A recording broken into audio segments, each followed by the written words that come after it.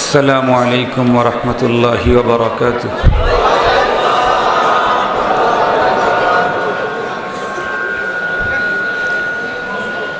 إن الحمد لله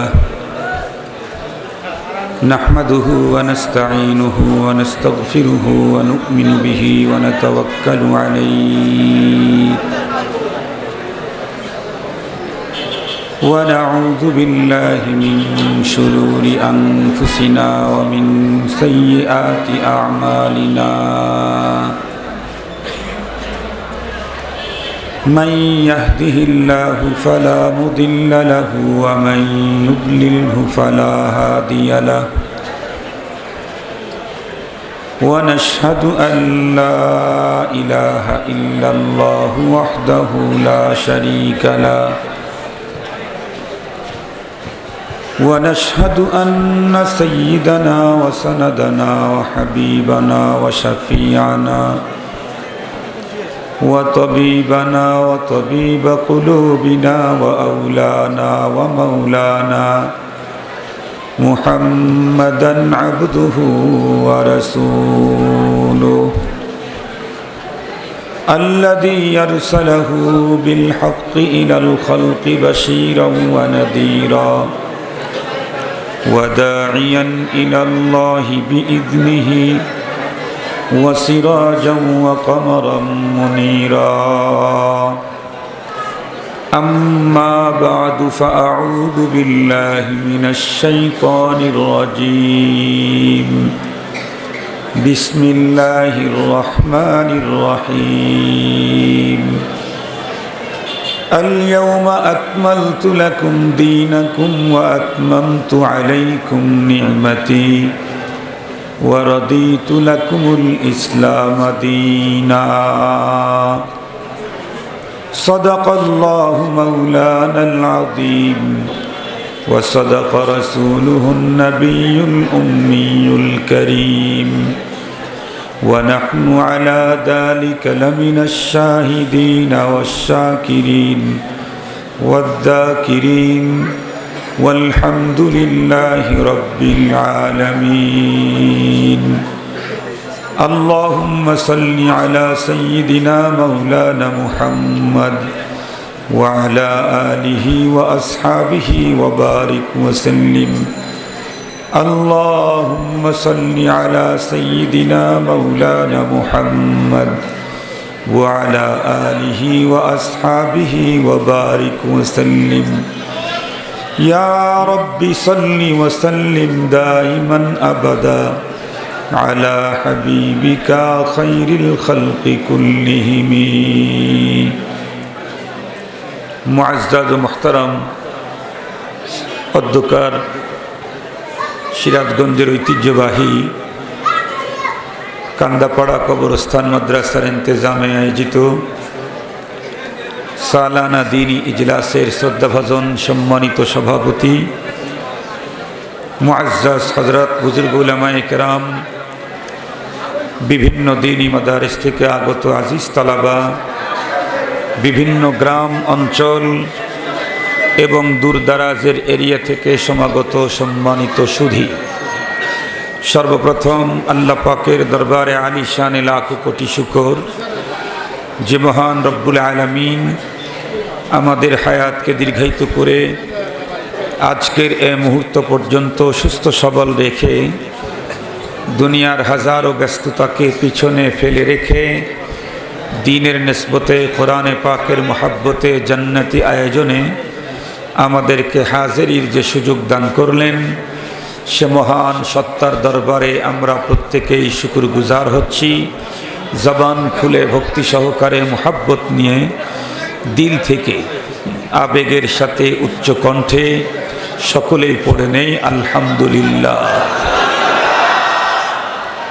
সম্মানিত উপস্থিতি, আপনারা এতক্ষণ পর্যন্ত দেশের খ্যাতিমান হযরত উলামা মাশায়েখদের জবান থেকে অত্যন্ত গুরুত্বপূর্ণ দ্বীনি দিক নির্দেশনামূলক আলোচনা শুনতেছিলেন। আমার পরেও বাংলাদেশের একজন বরেণ্য আলেম দ্বীন, সুপ্রসিদ্ধ ওয়াইজ মাহবুবুল উলামা, সুলতানুল ওয়াইজিন, পীরে কামিল আল্লামা খালেদ সাইফুল্লাহ আইয়ুবী দামাত বারাকাতুহুমুল আলিয়া, উনিও বয়ান করবেন এবং ইনশাআল্লাহ উনি শেষ মোনাজাত করবেন। আইয়ুবী সাহেব আসার আগ পর্যন্ত আমি আপনাদের ডিস্ট্রিক্টের মানুষ, আপনাদের প্রতিবেশী, আপনাদের আপনজন, আমি অল্প কিছু দিনই আলোচনা আপনাদের খেদমতে পেশ করব। আলোচনা শুরু করার আগেই আমি আপনাদেরকে একটু কষ্ট দিতে চাই। সেটি হলো এই পাশ থেকে লোকগুলি ওই পর্যন্ত যাওয়া কষ্টকর। সবসময় তো আমরা সামনের দিকে আগায় নিয়ে আসি, আজকে একটু বাম দিকে যেতে হবে। একটু সামনের দিকে তো আসার মতো কোনো সুযোগ নাই, দেখতেছি আমরা। ওই দিক থেকে যদি একদম ফিল আপ করে বসা হয় তাহলে এদিকে দেখেন প্রচুর পরিমাণে মানুষ দাঁড়িয়ে আছে। এই জন্যে আপনারা যদি একটু ওদিকে যান আর আপনারা একটু ভিতরে ঢোকার ইচ্ছে করেন তাহলে খুব ভালো হবে। এখানে 2-3 ঘন্টা ব্যাপী ওয়াজ করার মতো কোনো বক্তা নেই। আমি তো 1 ঘন্টা বয়ান করব, খালেদ সাইফুল্লাহ আইয়ুবী 50 মিনিট অথবা 1 ঘন্টা বয়ান করবে। 2 জনের ওয়াজ মিলেও আগের দিনের আধা বক্তার ওয়াজ হবে না। আগের বক্তারা তো 3 ঘন্টা 4 ঘন্টা ওয়াজ করছে। আমরাও ছোটবেলায় যখন জওয়ানি ছিল তখন 2 ঘন্টা 2.5 ঘন্টা বয়ান আমিও করতাম। এখন তো অসুস্থতা এসে গেছে। আগে ছিলাম নাতি, এখন হয়েছি নানা। আগে ছিলাম নাতি, এখন হয়ে গেছি নানা। নানা হওয়ার অর্থই হলো নাতিদেরকে জায়গা করে দেয়া, তুমি এখন কবরে যাও, তাই না? নানা হওয়ার অর্থই তো। দাদা হওয়ার অর্থই হলো অনেক খাইছো, অনেক কাজ করছো, এখন নাতিদেরকে কাজ করার সুযোগ করে তুমি এই যে মসজিদের পাশে গিয়ে শুয়ে পড়ো। শারীরিক অনেক অসুস্থতাও আছে। এই জন্যে আমি আপনাদেরকে অনুরোধ করব, আপনারা যদি বসে ওয়াজ শুনতে চান তাহলে ওই পিছন দিক থেকে গিয়ে ওই দিকে এখনও কিছু মানুষ বসতে পারবে। আবার অনেকেই দাঁড়িয়ে দাঁড়িয়ে ওয়াজ শোনে, 1 ঘন্টা 1.5 ঘন্টা 2 ঘন্টা ওয়াজ শোনে। গতকালকে আমার বয়ান ছিল 3টা জায়গায়। একটা ছিল নেত্রকোনা, হাজার হাজার মানুষ। আর একটা ছিল কিশোরগঞ্জ, হাজার হাজার মানুষ, শত শত মানুষ দাঁড়িয়েছিল। লাস্টের ওয়াজ যেখানে করেছি সেখানে আরও বেশি লোক দাঁড়িয়েছিল। ওইটা গাজীপুর, মাওনা, শ্রীপুরে 3টা বয়ান ছিল। তার আগের রাত্রি যেখানে বয়ান করেছি মাগরিবের পরে, সেখানে 2 দিনের ওয়াজ মাহফিলে শ্রোতাদেরকে খাওয়ানো হয়েছে 90 মণ গরুর গোস্ত। 90 মণ। কান্দাপড়া তো গ্রাম বড় লোক, অনেক টাকাওয়ালা মানুষ এখানে আছে, কিন্তু 90 মণ গোস্ত খাওয়ানোর কথা শুনলে এটা আশ্চর্যই মনে করবেন। আমার শ্বশুর বাড়ি তো কিছু বলার অধিকার আমার আছে। আমাকে বেশি কিছু বলতে পারবে না, কারণ তাদের মেয়ে যেহেতু আমার কাছে ঝামেলা আছে। কি বলেন? তো এই গ্রামে যেই পরিমাণে টাকা, তাতে তো এই গ্রামে 100 মণ গোস্ত মানুষকে খাওয়াইলেও টাকার অভাব হওয়ার কথা না। 100 মণ। মানসিকতা তৈরি হয়নি, মানসিকতা তৈরি হয়নি। আমরা দোয়া করি আমরা মরার আগেই যেন শ্বশুর বাড়ির লোকদের মানসিকতা তৈরি হয়। মরে গেলে মানসিকতা তৈরি করলেন ওটা তো আর দেখে যেতে পারলাম না। 2টা মাদ্রাসা, যেই গ্রামের অর্থনৈতিক যে অবস্থা, আর গ্রাম যত বড়, 2টা মাদ্রাসা দাওরা হাদিস পর্যন্ত চলতে পারে, 2টাই। কিন্তু একটা তো কবরস্থানের পাশে, ওটা তো জাকান্দানি, কবরস্থানের পাশে ওটা তো মরা মরা বাপ। আর একটা হাট খোলা, সেখানে টাকায় আর টাকা, সেটার আরও বেশি জাকান্দানি। এটা অত্যন্ত দুঃখ ভরে কথাগুলি বলতেছি। বাংলাদেশের এমনও এরিয়াতে গেছি যেই এরিয়ার মানুষ 100 জনের ভিতরে 95 জন খেটে খাওয়া দিন মজুর। কিন্তু সেইখানকার মাদ্রাসার কন্ডিশন দেখলে, ছাত্র দেখলে, পড়ালেখা দেখলে সত্যি দিলটা তখন ভরে যায়। আমার তো মনে চায় কান্দাপাড়া গ্রামের শুরুতে একটা মাদ্রাসা, ওইদিকে আর একটা মাদ্রাসা, এখানে 1000 ছাত্র পড়বে, ওখানে 1000 ছাত্র পড়বে। আপনাদের মনে চায় না এটা? রাস্তায় বের হবে তো দেখবে হুজুর আর হুজুর, দেখবে হুজুর আর হুজুর। আমাকে এক মাদ্রাসাওয়ালারা বলছে, হুজুর আপনি দোয়া করেন আমাদের মাদ্রাসায় যেন 3-4 হাজার ছাত্র থাকে, যত টাকা পয়সা ব্যবস্থা করা লাগে আমরা করব, শুধু দোয়া করেন। আমি দিল থেকে দোয়া করি আল্লাহ পাক যেন এই 2টা মাদ্রাসাকে দাওরা হাদিস পর্যন্ত করার তৌফিক দান করে। এর জন্য বাইরে কালেকশনে যাওয়ার দরকার নেই। এই গ্রামে যে সম্পদ আছে সঠিক পদ্ধতিতে যাকাত দিলে 2 মাদ্রাসা নিয়ে শেষ করতে পারবে না। আল্লাহ পাক সকলকে, আত্মীয় স্বজনরা আবার মন রাগ করেন না, রাগ করে লাভটা কি? পিছনে তো একদিন আসতেই হবে, সেই দিন আমাদের কথা অক্ষরে অক্ষরে মনে পড়বে ইনশাআল্লাহ। তো আমি অল্প সময় আইয়ুব সাহেব আসার আগ পর্যন্ত অসুস্থ মানুষ, আমাকে কিছু স্বার্থ দিতেই হবে, কিছু জরুরি কথা বলবো, খুব জরুরি। আমি তো মনে মনে খুব আনন্দিত ছিলাম যে আজকে যেহেতু পুলিশ লাইনের সাথে মাহফিল, তারপরে জেলখানার সাথে মাহফিল, শহরের একদম পাশে মাহফিল, কিছু ভিআইপি জন প্রশাসনের লোকেরা, কিছু বড় বড় শিক্ষিতরা ওয়াজ শুনবে, তারা তো আর অন্য জায়গায় ওয়াজ মাহফিলে গিয়ে ওয়াজ শোনার সুযোগ হয় না। কিন্তু দুঃখিত, মাইক নাকি বাইরে দেওয়া যাবে না, এই জন্য তাদেরকে আর ওয়াজ শোনাইতে পারলাম না। তারপরেও আপনারা যারা আসছেন তাদেরকে দিন সম্পর্কে কিঞ্চিত ধারণা দিতে চাই। আমরা আসলে আসি কোথায়? আমরা নিজেরা রঙিন চশমা পরে আছি, রঙিন চশমা। রঙিন চশমা পরার কারণে পৃথিবীটা রঙিন মনে হচ্ছে, আসলে বাস্তবতা তার উল্টা। আমরাও রঙিন চশমা পরে আছি, বাস্তবতা তার উল্টা। এই বিষয়টাকে কিঞ্চিত আপনাদেরকে ধারণা দেওয়ার জন্য কোরআনুল কারীম থেকে একখানা আয়াত, পুরাটাও তেলাওয়াত করি নাই, এক আয়াতের অংশ বিশেষ তেলাওয়াত করেছি। কিন্তু যে অংশ তেলাওয়াত করেছি এটা বড় দামি অংশ। কোরআন তো পুরাটাই দামি, এরপরে আমি যতটুকুন তেলাওয়াত করেছি এটা আরো সিরিয়াস দামি। এই আয়াতে কারিমা হযরতে আব্দুল্লাহ ইবনে আব্বাস রাদিয়াল্লাহু তাআলা আনহু একদিন তেলাওয়াত করলেন। ওই সময় এক ইহুদিও তার পাশে বসা ছিল, এই আয়াতের তেলাওয়াত শুনছে। ইহুদি হলেও তো আরবি তর্জমা বুঝে ফেলছে। বুঝে ফেলার পরে হযরতে ইবনে আব্বাসকে বলতেছেন, এ আব্দুল্লাহ, তুমি যে কোরআনের আয়াত পড়লা, এই আয়াতটুকুন যদি আমাদের ধর্মীয় গ্রন্থে আল্লাহ দিতেন তাহলে এই আয়াত যেদিন নাজিল হতো সেই দিনটাকে আমরা খুশির চোটে ঈদের দিন বানিয়ে ফেলতাম। সারা জীবন ওই দিনে আমরা ঈদ করতাম।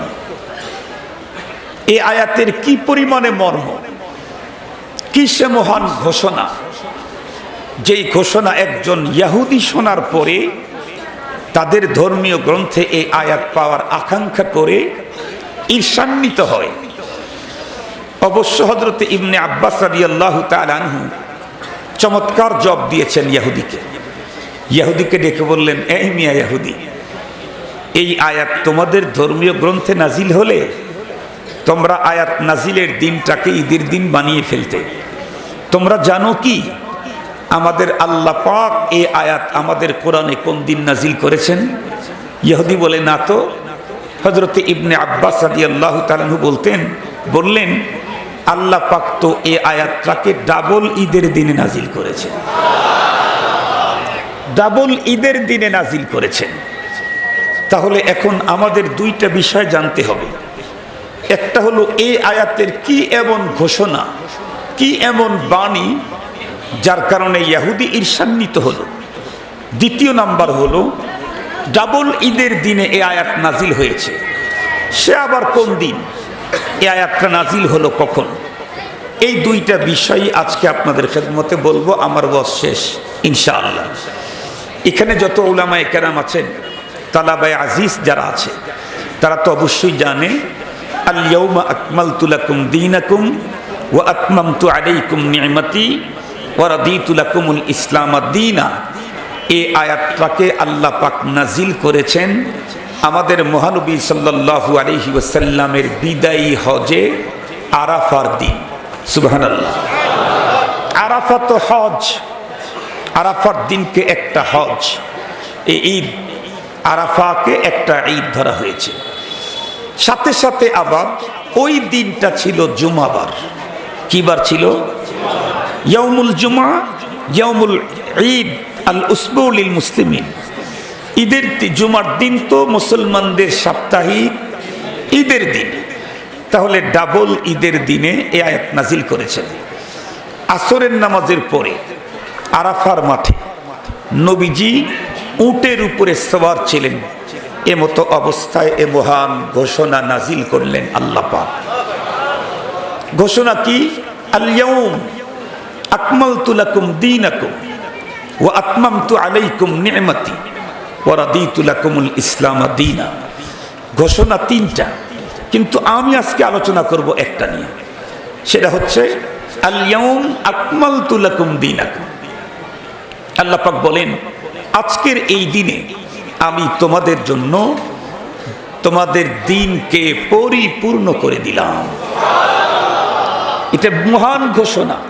আজকের দিনে, আরাফার এই দিনে আল্লাহ পাক তার দিনকে পরিপূর্ণ করে দিলেন আমাদের জন্য। এখন এখানে একটা প্রশ্ন আসতে পারে, হুজুর, দিন তো শুধু আমাদের নবীকে আল্লাহ দেন নাই, সকল নবী তো দিন নিয়ে আসছেন, তাহলে অন্য নবীদেরকে যে দিন দেওয়া হয়েছে সেই দিনটা কি অপূর্ণ ছিল? এমন প্রশ্ন আসতে পারে। এই প্রশ্নের সুন্দর উত্তর বুঝতে চাইলে আরো একটু বেশি কথা বুঝতে হবে। আপনারা প্রত্যেকেই জানেন সমস্ত নবীগণের ধর্ম ছিল একটা, তার নাম আল্লাহ পাক বলেন ইন্নাদ-দীন ইনদাল্লাহিল ইসলাম। দিন কেবলমাত্র আল্লাহর কাছে একটাই, সেটা হলো ইসলাম। আল্লাহ পাক আরো বলেন ওয়ামান ইয়াবতাগি গায়রাল ইসলামি দীনা ফালান ইউকবালা মিন। ইসলাম ছাড়া অন্য কোনো ধর্ম কেউ অবলম্বন করলে কশিন কালেও তা গ্রহণ করা হবে না। চূড়ান্ত সাফ পরিষ্কার ঘোষণা। দিন সকল নবীর একটাই, কিন্তু সব নবীকে দিনের যে সংবিধান দেওয়া হয়েছিল, সংবিধান, ধর্মের সংবিধানকে আরবিতে শরীয়ত বলে। সকল নবীর ধর্মীয় সংবিধান এক রকমের ছিল না, বরং কোনো কোনো ক্ষেত্রে এক নবীর শরীয়তের সাথে আর এক নবীর শরীয়তের কোনো কোনো নীতিমালা একদম বিপরীতমুখী ছিল। কারোটা ছিল ইফরাত, কারোটা ছিল তফরিদ। কিন্তু আমাদেরকে যে শরীয়ত দেওয়া হয়েছে এটা বাইনাল ইফরাত ওয়া তফরিদ মুতাদিল। খুব ভালো করে বুঝবেন।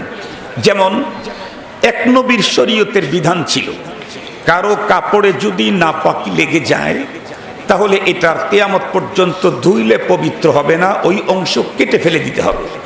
যে এটা একটু বেশি কঠিন, তাই না? এটা একটু বেশি বাড়াবাড়ি, এটা একটু কঠিন। বাড়াবাড়ি বলবো না, কারণ আল্লাহ পাকের পক্ষ থেকে তো বাড়াবাড়ি শব্দটা অনুচিত। এটা একটু কঠিন। আর এক নবীর সংবিধানটা, শরীয়তটা একদম বিপরীত। কাপড়ে কোনো নাপাকি লেগে গেছে বলে ধোয়ারই দরকার নেই, ওইটা নাপাক হবেই না, ওইটা নিয়েই সব কাজ চলবে। এটা আবার বেশি ছাড়াছাড়ি, তাই না? আমাদেরকে আল্লাহ পাক দিয়েছেন একদম মিডল, বাড়াবাড়িও নাই, ছাড়াছাড়িও নাই। তোমাদের কাপড়ে যদি পেশাব পায়খানা নাপাক লেগে যায় কেটে ফেলে দিতে হবে না, আবার ওইটা নিয়েই নামাজ কালাম পড়বা তাও চলবে না। দুইটার মাঝখানে কি? পবিত্র করে নাও, পরিষ্কার করে নাও। কি করে নাও? শুধু পরিষ্কার করলে হবে না, পবিত্র করতে হবে। পবিত্রতাই মূল লক্ষ্য। পবিত্র করতে গেলে পরিষ্কার হয়েই যাবে। মুহতারাম হাজিরিন, এই জন্যে সমস্ত নবী এবং রসুলগণের শরীয়ত সবগুলার এক রকমের ছিল না, এটা বোঝানোর জন্য বলতেছি। কিন্তু সমস্ত নবীর শরীয়ত পরিপূর্ণ শরীয়ত ছিল, কামেল ছিল। কোন নবীকে নাকেস শরীয়ত বা দিন দেওয়া হয় নাই কোন নবীকে। কিন্তু আমাদের রসুলকে যেটা দেওয়া হয়েছে, আমাদেরকে যেটা দেওয়া হয়েছে, এটা কামেল না, পূর্ণ না, বরং আমাদেরকে দেওয়া হয়েছে পরিপূর্ণ। সুবহানাল্লাহ বলেন। সকল নবীকে দেওয়া হয়েছে পূর্ণ কামেল, আমাদের রসুলকে দেওয়া হয়েছে পরিপূর্ণ আকমাল। আল্লাহ পাকের ঘোষণা, আল ইয়াউমা আকমালতু লাকুম দীনাকুম, আজকের দিনে আমি তোমাদের জন্য তোমাদের দ্বীনকে পরিপূর্ণ করে দিলাম। খুব ভালো করে বুঝবেন, এটা ধর্মীয় সবক, খুব ভালো করে বুঝবেন। সেটা হলো পূর্ণতার পরে, পূর্ণের পরে পূর্ণতার একটা অপশন থাকে, সেটা হলো পরিপূর্ণ। কিন্তু পরিপূর্ণতার পরে পূর্ণতার আর কোনো অপশন থাকে না। সঙ্গত কারণেই আমাদের শরীয়ত যেহেতু পরিপূর্ণ, আমাদের দিন যেহেতু পরিপূর্ণ, আমাদের শরীয়ত যেহেতু আকমাল, দিন যেহেতু আকমাল, এ কারণে আমাদের শরীয়তের পরে আর কোনো নতুন শরীয়ত আমদানির সুযোগ নাই। আমাদের কিতাবের পরে আর নতুন কোনো কিতাব আমদানির সুযোগ নাই। আমাদের দ্বীনের পরে আর নতুন কোনো দ্বীন আমদানির সুযোগ নাই। আমাদের নবীর পরে আর কোনো নতুন নবী আগমনের সুযোগও নাই। এ কারণেই তো তাম বাংলাদেশের সকল তৌহিদি জনতার অন্তরের একটা কথা, তাম পৃথিবীর সকল উলামায়ে কেরামের মুত্তাফাক আলাই ফতুয়া, কাফের কাফের কাদিয়ানি কাফের। বলেন কাফের কাফের, আবার বলেন কাফের কাফের। মনে থাকবে তো? যেহেতু আমাদের শরীয়ত পরিপূর্ণ আকমাল, এ কারণে এরপরে আর পূর্ণতার কোনো অপশন নেই। এজন্য আমাদের শরীয়তের পরে আর কোনো শরীয়ত নাই, আমাদের কিতাবের পরে আর কোনো কিতাব নাই, আমাদের রসুলের পরে আর কোনো রসুল নাই। সঙ্গত কারণেই গোলাম আহমদ কাদিয়ানী সহ কিয়ামত পর্যন্ত যত মানুষ নতুন নবুয়তের দাবি করবে, কোন রকমের চিন্তা ফিকির ছাড়াই বলতে হবে কাফের। মনে থাকবে তো ইনশাআল্লাহ? এই কাফের যে আমরা বাংলাদেশের তাওহীদবাদী, রসুল প্রেমিক, আশিকে রসুলদের অন্তরের স্লোগান, অন্তরের চাহিদা, যেটা হেফাজতে ইসলাম বাংলাদেশের প্রয়াত আমির শেখুল ইসলাম আল্লামা শাহ আহমদ শফি রাহিমাহুল্লাহ, তার জীবনের অন্তিম ইচ্ছা ছিল বাংলাদেশের অ্যাসেম্বলিতে কাদিয়ানীদেরকে অমুসলিম ঘোষণা করা হবে। এই ইচ্ছা নিয়ে হযরত জীবন সায়ান্নে তাম বাংলাদেশের সমস্ত বিভাগীয় শহরগুলিতে উনি মিটিং করতে, সমাবেশ করতে চেয়েছিলেন। সর্বশেষ ঢাকায় মহাসমাবেশ ডাক দিয়ে এদেশের প্রধানমন্ত্রীকে কাদিয়ানীদেরকে রাষ্ট্রীয়ভাবে অমুসলিম ঘোষণা করতে বাধ্য করতে চেয়েছিলেন। আল্লাহ পাকের ফয়সালা আমাদেরকে এতিম করে আমাদের দ্বীনি রাহবার, আমাদের আধ্যাত্মিক রাহবার শেখুল ইসলাম আল্লামা আহমদ শফি রাহিমাহুল্লাহ রফিকে আলার ডাকে সাড়া দিয়ে চলে গেছেন।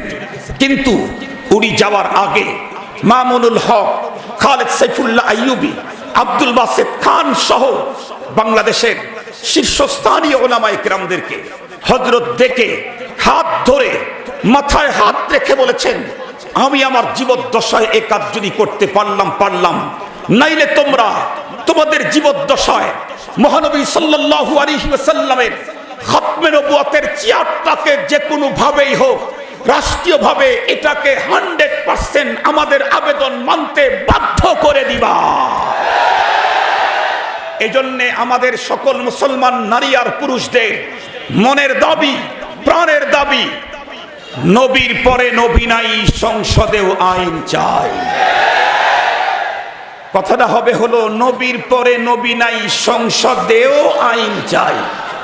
সংসদে আইন চাই বলবেন না, সংসদে আইন চাই বলবেন না, কারণ সংসদে আইন চান এ কথা যদি বলেন তাহলে আমাদের দেশে কিছু মুরগি সাহিত্যিক আছে, চিনেন তো মুরগি সাহিত্যিক? মুরগি সাহিত্যিকেরা যেহেতু সাহিত্যিকতার অনেক চমক জানে, এজন্য তারা বলবে মোল্লারা আর মুসলমানেরা নবীর পরে নবী নাই সংসদে আইন চায়, তাইলে মনে হয় এই আইনটা কোরআনে নাই। কারণ এই মুরগি এর মতো মুরগি সাহিত্যিকদের মতো আরো অনেক সাহিত্যিকরা ওলামায়ে কেরামের সাথে টকশোতে এসে বলে যে নবী মুহাম্মদুর রাসূলুল্লাহ সাল্লাল্লাহু আলাইহি ওয়াসাল্লাম তার ইন্তেকালের পরে তার স্ত্রীগণ অন্য কারোর সাথে বিয়ে বসতে পারবেন না, এটা মনে হয় উনি আল্লাহর কাছ থেকে পাশ করে নিয়েছেন। খুব একটু জোরে বলেন।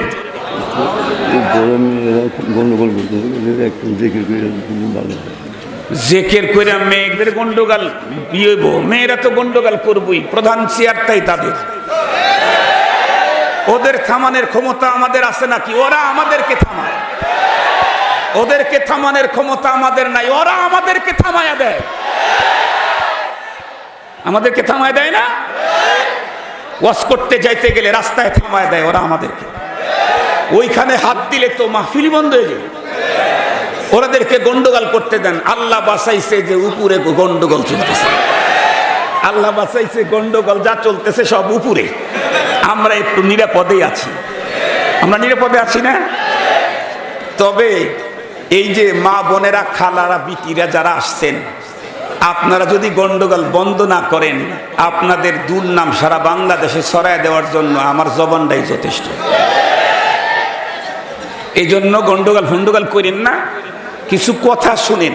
আসছেন কবরস্থান পাশে, আজকে তো আসছেন জীবিত অবস্থায়, খুব বেশি দিন যাবে না, একদিন আপনাকে কাঁধে করে এখানে নিয়ে আসা হবে। এটা মাথার মধ্যে রেখে সেই দিন গরম পানি নাকের ভিতরে দিলেও গন্ডগোল করতে পারবেন না। সেই দিন গরম পানি নাকের ভিতরে দিয়ে গোসল করাবে, সেদিন গন্ডগোল করতে পারবেন না। এই জন্য আসছেন যেহেতু কবরস্থানে মৃত্যু ব্যক্তির মতো থাকে। আল্লাহ পাক আমাদের মা বোনদেরকে এই কথাগুলা বুঝার তৌফিক দান করুন। জিকির করে তাদেরকে বন্ধ করতে বলতেছে, জিকির করানো দরকার নাই ইনশাআল্লাহ। এত অসভ্য গ্রামে তো আমি বিয়ে শাদী করি নাই, আমি তো বিয়ে করছি সভ্য গ্রামে। কি বলেন? এখানে এই জাতীয় কিছু হবে এটা আমি বিশ্বাস করি না। আমার আত্মীয় স্বজন যারা আছে সবাই তো আত্মীয়। আজকে আওয়ামী লীগের যে জেলার সেক্রেটারি সাহেব যিনি আসছেন, উনি যখন শুনছেন যে এই গ্রামের জামাই আমি, তো আমাকেও দুলাভাই দুলাভাই বলতেছে। বুড়ো মানুষ তারও দুলাভাই, তো বুড়ো মানুষের যদি দুলাভাই হই, আপনাদের তো আরো বড় ভাই। কি বলেন? এই জন্যে সবার কাছে অনুরোধ রইবে, বেশি সময় বয়ান করব না, অল্প সময় কথাগুলো একটু বোঝার জন্য চেষ্টা করবেন। এটা ধর্মীয় ক্লাস, সুর দিলেই ওয়াজ হয় আর সুর না দিলে পেশাল পড়া হয়। এটা হলো আমাদের উত্তরবঙ্গের মানুষের এই স্বভাব, এটা চয়েস, এটা রুচি। তবে এখন ইনশাল্লাহ অনেকটাই চেঞ্জ হয়েছে, অনেকটাই চেঞ্জ হয়েছে। তো যে কথা বলতেছিলাম, আমরা যদি বলি নবীর পরে নবী নাই, সংসদে আইন চাই, তাহলে মুরগি সাহিত্যিকেরা বলবে যে নবীর পরে নবী নাই, এটা নতুন করে সংসদ থেকে আইন পাশ করে নিতে হবে। আসলে তো তা না। কোরআন শরীফের যে আয়াত তেলাওয়াত করেছি, এই আয়াতেই তো বোঝা গেছে নবীর পরে নবী, এই শরীয়তের পরে আর কোন শরীয়ত, এই কিতাবের পরে আর কোন কিতাব। শরীয়তে কোরআনে তো 1400 বছর আগে আইন পাস, তবে 90% মুসলমানদের দেশের অ্যাসেম্বলিতেও এই আইনটা আমরা পাস। সেটা হলো যে কাদিয়ানীদেরকে অমুসলিম ঘোষণা করতে হবে। আল্লাহ পাক তৌফিক দান করুন। আরো জোরে বলেন। সবার মনে রাখা দরকার, এদেশের যত নেতাই আছে, একজন নেতা এমন দেখাইতে পারবে না যেই নেতার অনুসারী তামাম পৃথিবীতে 100 কোটি। এরকম একজন নেতাও পৃথিবীতে নেই। একজন নেতা আছেন যার অনুসারী আজকের পৃথিবীতেও 250 কোটি, উনি মুহাম্মাদুর রাসূলুল্লাহ সাল্লাল্লাহু আলাইহি ওয়াসাল্লাম। আজকের পৃথিবীতে নবীজির অনুসারী 250 কোটি, 3.5 লাখ 3.5 কোটি অনুসারী। তারা যদি তাদের নেতার চেয়ার রক্ষার জন্য রাজপথে যেতে পারে, আমরা 250 কোটি মুসলমান আমাদের মহান নেতা নবীজির খতমে নবুয়তের চেয়ার হেফাজতের জন্য আমরাও যেতে পারি। যেতে পারি না? যেতে পারি না? আমরাও যেতে পারি, গিয়েছি, প্রয়োজন হলে আবার যাব।